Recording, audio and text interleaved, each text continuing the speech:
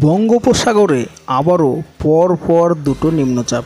হ্যাঁ, ঠিকই শুনছেন, একটা নিম্নচাপ মোটামুটি 13 থেকে 15 মধ্যে অন্ধ্রপ্রদেশ উপকূল বা ভুবনেশ্বর উপকূলের কাছে কিন্তু আঘাত হানবে। তবে এই নিম্নচাপের দরুন কিন্তু আমাদের দক্ষিণবঙ্গে ততটা বৃষ্টি পাওয়া যাবে না। হয়তো উপকূলের জেলাগুলোতে একটু বৃষ্টি পাওয়া যেতে পারে, তবে তেমনভাবে কিন্তু বৃষ্টি পাওয়া যাবে না। তবে আরও যে একটা নিম্নচাপ আসছে, তো সেই নিম্নচাপের দরুন কিন্তু বৃষ্টি পাওয়া যেতে পারে। তো হ্যাঁ, সেই বিষয়গুলো নিয়ে আর আগামী কয়েকদিন কেমন বৃষ্টি হতে পারে, তো সেইগুলো নিয়ে কিন্তু আজকে আমরা এই ভিডিওতে আলোচনা করব। তো দয়া করে ভিডিওটি সম্পূর্ণ দেখুন। তো আজকে হচ্ছে 10ই আগস্ট, রবিবার। তো আপনি কোন জেলা থেকে আবহাওয়ার ভিডিওটি দেখছেন, অবশ্যই কিন্তু আপনি আপনার জেলার নামটি আমাদের ভিডিওর কমেন্ট সেকশনে লিখে জানাবেন। তো এই মুহূর্তে স্যাটেলাইট মুডে যেটা দেখা যাচ্ছে, গোটা দক্ষিণবঙ্গ কিন্তু পরিষ্কার রয়েছে। তো দক্ষিণবঙ্গে পরিষ্কার থাকলেও উত্তরবঙ্গে কিন্তু বেশ কিছু অঞ্চল জুড়ে মোটামুটি কিন্তু মেঘ রয়েছে, তবে বেটার কিন্তু পরিষ্কারই রয়েছে উত্তরবঙ্গ, দক্ষিণবঙ্গ এবং বাংলাদেশ। তাছাড়াও আরও আপনাদেরকে দেখায় যে বঙ্গোপসাগরে কিন্তু এই মুহূর্তে পরিষ্কার রয়েছে, শুধুমাত্র অন্ধ্রপ্রদেশ উপকূলের কাছে কিন্তু একটু মেঘ রয়েছে। তো যাই হোক, তো চলুন আমরা দেখে নিই আগামী কয়েকদিনে বৃষ্টিপাতের কেমন কি আপডেট থাকছে। তো আমরা দেখে নেব আগামী বেশ কয়েকদিনের বৃষ্টিপাতের পরিস্থিতি। তো ইতিমধ্যে যেটা দেখা যাচ্ছে, আজকে কিন্তু দক্ষিণবঙ্গে বৃষ্টিপাতের কোনো রকম সম্ভাবনা নেই। শুধুমাত্র চন্দননগর, শান্তিপুর, বর্ধমান, আরামবাগ, নদিয়া, মুর্শিদাবাদ, বীরভূম, তো এই জায়গাগুলোর আকাশ মেঘলা হতে পারে, তবে বৃষ্টিপাত কিন্তু তেমনভাবে লক্ষ্য করা যাচ্ছে না।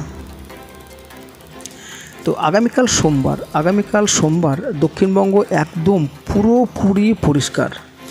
তো উত্তরবঙ্গ কিন্তু রয়েছে মেঘাচ্ছন্ন ভাব এবং বেশ কিছু অঞ্চল জুড়ে ভারী থেকে অতি ভারী বৃষ্টি, যেমন রয়েছে গ্যাংটক, শিলিগুড়ি, দার্জিলিং, এই সমস্ত অঞ্চলগুলোতে কিন্তু বৃষ্টিপাত রয়েছে। বাংলাদেশের ক্ষেত্রে রংপুর, তুরা, কালাই, এই সমস্ত অঞ্চলগুলোতে বৃষ্টিপাত রয়েছে। তো দক্ষিণবঙ্গে বৃষ্টিপাত থাকছে বিকেল ও সন্ধ্যার দিকে, যেটা দেখা যাচ্ছে 2 বর্ধমানে আর থাকছে 2 মেদিনীপুরে, কিন্তু খুব অল্প বিস্তর। তাছাড়াও কিন্তু আগামীকাল সোমবার রোদ এবং মেঘের খেলা, তার সাথে কিন্তু আর্দ্রতাজনিত অস্বস্তি লক্ষ্য করা যাবে। মঙ্গলবারও কিন্তু দক্ষিণবঙ্গে বৃষ্টিপাতের কোনো রকম সম্ভাবনা নেই। উত্তরবঙ্গে বৃষ্টিপাত থাকছে, বাংলাদেশেও কিন্তু বৃষ্টিপাতের কোনো রকম সম্ভাবনা থাকছে না। তো বুধবারের দিনেও কিন্তু দক্ষিণবঙ্গে বৃষ্টিপাতের সম্ভাবনা থাকছে না সকালকার দিকে। তবে উত্তরবঙ্গে ভারী থেকে অতি ভারী বৃষ্টিপাতের সম্ভাবনা থাকছে আলিপুরদুয়ার, দার্জিলিং, শিলিগুড়ি এবং কোচবিহারে। তবে যেটা দেখা যাচ্ছে, বুধবারও কিন্তু দক্ষিণবঙ্গে বৃষ্টিপাত আমরা পাচ্ছি না।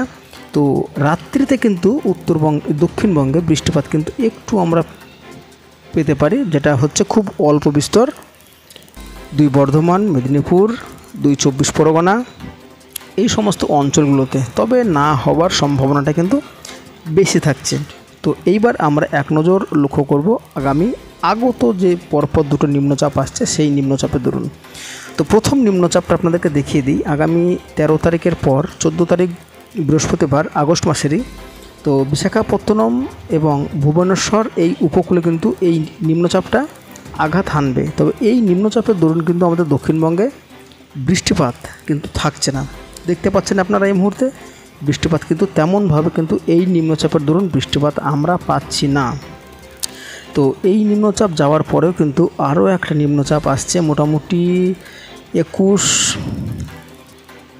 24 আগস্ট নাগাদ। তো আপনারা এখানে দেখতে পাচ্ছেন যে 24 আগস্ট নাগাদ কিন্তু আরও একটা নিম্নচাপ এখানে তৈরি হবে আমাদের দক্ষিণবঙ্গর উপকূল এবং বাংলাদেশের উপকূলে।